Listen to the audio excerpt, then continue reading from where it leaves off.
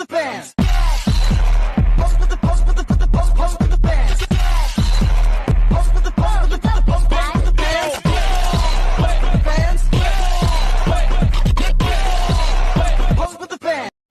Thousand years later.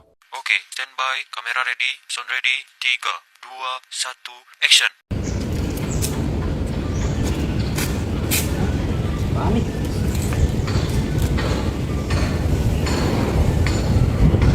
Hah? Pemeriksaan pajak? Santai dulu. Pemeriksaan pajak tuh bukan monster kok. Jadi apa sih pemeriksaan pajak itu? Kenapa perlu dan apa yang terjadi kalau kamu diperiksa? Kita lihat satu-satu ya. Kenalin, ini Alpin, CEO Pinskin yang laris banget. Tapi Alpin agak malas urusan pajak. Dia pikir, bayar segitu aja, siapa yang bakal tahu?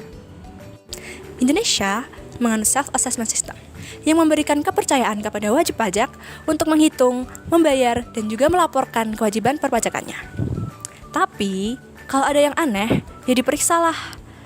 Jadi, untuk memastikan semua adil dan sesuai aturan, ada yang namanya pemeriksaan pajak. A few moments later. Hah? SP2? Ini bahasa alien dari mana? Nggak ngerti dah.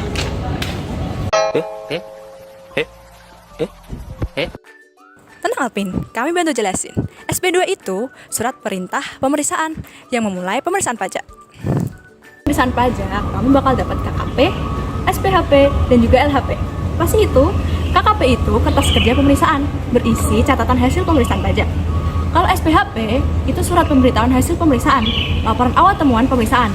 Kemudian, kalau LHP itu laporan hasil pemeriksaan, berisi laporan akhir setelah semua proses pemeriksaan selesai.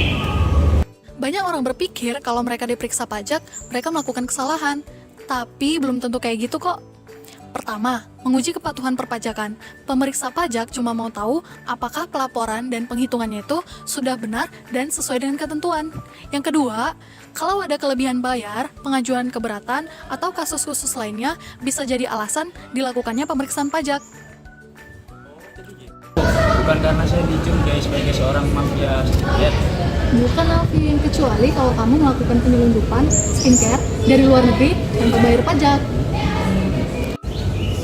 Tapi sekarang ada yang baru loh. Apaan tuh? Jadi, menurut PMK 15 tahun 2025, pemeriksaan pajak itu dibagi menjadi 3. Pemeriksaan lengkap, pemeriksaan terfokus, dan pemeriksaan spesifik. Pemeriksaan lengkap itu mencakup seluruh pos dalam surat pemberitahuan secara mendalam.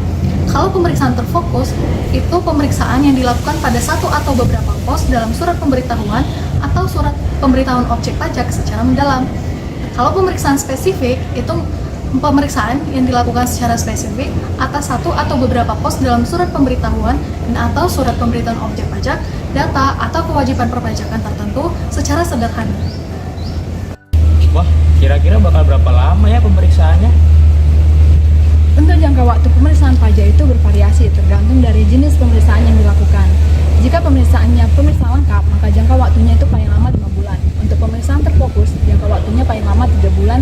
Dan untuk pemeriksaan spesifik, jangka waktunya paling lama 1 bulan. Terhitung sejak surat pemberitahuan disampaikan kepada wajib pajak sampai dengan surat hasil pemeriksaan disampaikan kepada wajib pajak. Dan kalau pemeriksaannya berkaitan dengan transfer pricing atau transaksi khusus, bisa diperpanjang sampai 4 bulan. Kalau gitu mending yang spesifik aja deh biar cepet. Untuk menghasilkan hasil laporan pemeriksaan yang berkualitas, pemeriksa pajak harus memenuhi 3 standar umum yang telah ditetapkan oleh Peraturan Menteri Keuangan Nomor 15 Tahun 2025. Adapun standar yang harus dipenuhi yaitu standar umum pemeriksaan, standar pelaksanaan pemeriksaan, dan standar laporan hasil pemeriksaan. Standar umum pemeriksaan mencakup persyaratan yang harus dipenuhi oleh pemeriksa pajak, termasuk kualifikasi profesional dan kepatuhan terhadap etika serta regulasi perpajakan. Sedangkan standar pelaksanaan pemeriksaan mencakup teknik dan metode yang digunakan oleh pemeriksa pajak dalam perencanaan, pengumpulan bukti, dan teknik analisis selama pemeriksaan dilakukan. Dan yang terakhir yaitu standar pelaporan hasil pemeriksaan mengatur tata cara penyusunan laporan hasil pemeriksaan yang disusun secara ringkas, jelas, dan bisa dipertanggungjawabkan. Oh, jadi gitu pemeriksaan pajak. Sekarang aku udah paham nih tentang pemeriksaan pajak. Ternyata pemeriksaan pajak itu tidak menakutkan loh, asal kita melaporkannya dengan benar. Dan juga pemeriksaan pajak ini justru membantu kita dalam melaporkan perpajakan sesuai dengan aturan yang ada. A few moments later. Jadi bayar pajak. Dia belum nongol. Sakit loh. Gimana aku jongkoknya? Jadi bayar pajak yang benar ya. Karena pajak kita untuk kita.